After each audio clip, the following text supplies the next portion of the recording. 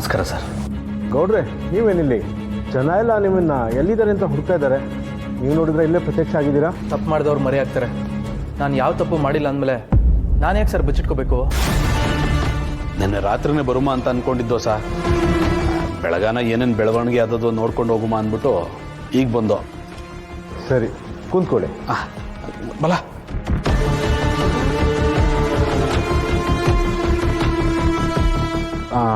ನೀವು ಬಂದಿದ್ದು ಒಳ್ಳೇದಾಗಿ ಗೌಡ್ರೆ. ನಮಗೂ ತುಂಬ ಪ್ರೆಷರ್ ಬರ್ತಿತ್ತು, ಅದಕ್ಕೆ ನಿಮ್ಮನ್ನು ಹುಡುಕ್ಬೇಕಂತ ಹೊರಟಿದ್ವಿ. ನಿಮ್ಮ ಬಗ್ಗೆ ಗೊತ್ತಿರೋದ್ರಿಂದ ನಾವು ಸ್ವಲ್ಪ ಡಿಲೇ ಮಾಡಿದ್ವಿ ಅಷ್ಟೇ. ಅಲ್ಲ ಗೌಡ್ರೆ, ಒಂದು ಉಪ್ಪಿನಕಾಯಿ ಮ್ಯಾಟ್ರು ಇಷ್ಟು ದೊಡ್ಡ ಇಶ್ಯೂ ಆಗತ್ತಂತ ನಂಬಕ್ಕೆ ಆಗ್ತಿಲ್ಲ. ಪೇಪರ್ ಮೀಡಿಯಾ, ಸೋಷಿಯಲ್ ಮೀಡಿಯಾ ಎಲ್ಲದರಲ್ಲೂ ಇದೇ ಸುದ್ದಿ. ಅದೇ ನನಗೂ ಗೊತ್ತಾಗ್ತಿಲ್ಲ ಸರ್.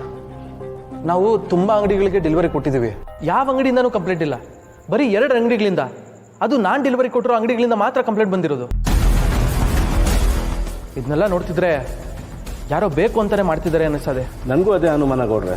ಇರಲಿ ಬಿಡಿ, ಅದೇನಂತ ನಾನು ವಿಚಾರಿಸ್ತೇನೆ. ಸತ್ಯ ಯಾವಾಗಿದ್ರೂ ಹೊರಗೆ ಬರಲೇಬೇಕು. ಸದ್ಯಕ್ಕೆ ವಿಷಯ ತಣ್ಣಗಾಗಲಿ, ಆಮೇಲೆ ಇದ್ರ ಹಿಂದೆ ಯಾವ್ದಾರು ಅಂತ ನಾನು ಕಂಡುಹಿಡಿತೀನಿ. ಈಗ ನೀವು ನೇರವಾಗಿ ಸ್ಟೇಷನ್ಗೆ ಬಂದಿರೋದು ತುಂಬ ಒಳ್ಳೆಯದಾಯಿತು. ಜನಗಳ ಕೈ ಸಿಕ್ಕಿದ್ರೆ ತುಂಬಾ ಕಷ್ಟ ಆಗಿರೋದು ಗೌಡ್ರೆ. PC ಬನ್ನಿ ಇಲ್ಲಿ. ಗೌಡ್ರಿಗೆ ಕಾಫಿ ತಂದ್ಕೊಡಿ. ಅದೆಲ್ಲ ಏನೂ ಬೇಡ ಸರ್.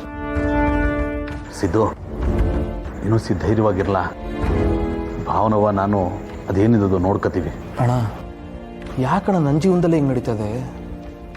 ನಾನು ಯಾವ ತಪ್ಪು ಮಾಡದೆ ಹೋದ್ರೂ ಎಲ್ಲ ತಪ್ಪುಗಳು ನನ್ನ ಮೇಲೇ ಬರ್ತಾ ಇದೆ. ನನ್ನಿಂದ ಮೇಡಮ್ ಅವರು ಕಷ್ಟ ಅನುಭವಿಸಂಗಾಗೋಯ್ತು. ಸಿದ್ದು, ಬದುಕು ಅಂದ್ರೇ ಹಂಗೇಕಲ್ಲ, ಬಂದಿದ್ದನ್ನ ಸ್ವೀಕರಿಸ್ತಾ ಇರಬೇಕು.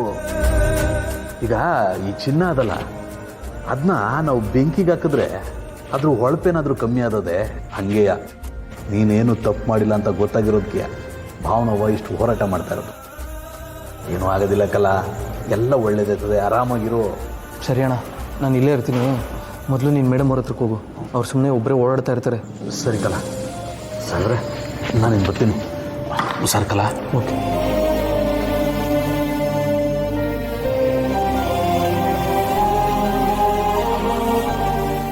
ಏನು ತಲೆ ಕೆಡಿಸ್ಕೋಬೇಡಿ ಗೌಡ್ರೆ, ನಾವಿದ್ದೀವಿ.